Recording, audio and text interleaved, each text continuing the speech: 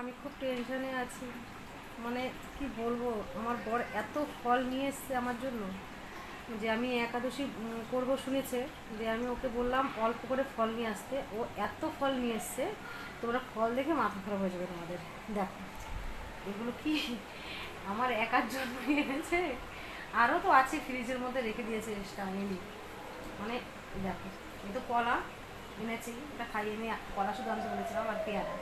দেখো পেয়ারাটা দেখো কত বড়, পেয়ারা আছে, কলা আছে, সানতারা আছে, তারপরে আপেল আছে, আবার আম আছে, কিন্তু এটা বাবু ঘষা।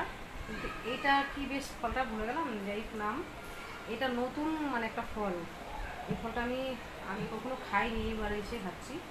এটা খেয়েছি, এটা চেরির মতনই আর কি, ছোটো টক টক হয়, ভিতরে বাদাম যেরকম হয় না, বাদামের মতো মানে জিনিসটা।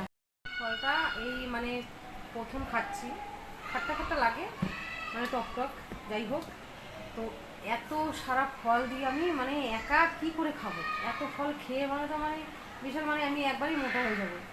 তো একাদশী করেছি, কিন্তু এত ফল দিয়ে কোনোদিন করিনি। খেয়েছি মানে রুটি সুটি বানিয়ে এটা সেটা করে মা ভাইদের সাথে সবার সাথে খেয়েছি, কিন্তু একলা সবাই থাকলে তো হতো আজকে। কিন্তু মানে কপাল খারাপ ওদের, আমারও কপাল খারাপ, ওদেরকে এত ফল দিতে পারছি না, আর আমি একাও খেতে পারছি না, মানে একা খাওয়া যায় না।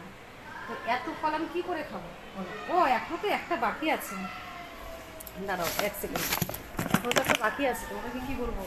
দেখো এটা কি, আমাকে বলেছে বেলের শরবত করে খেতে খেতে। বেলটা তো এত কিছু খাও, কোন পেটে ঢুকাবো কিছু তো বুঝতে পারছি না। দেখো, তো যাই হোক, তোমাদেরকে এটুকু শেয়ার করলাম। টাটা।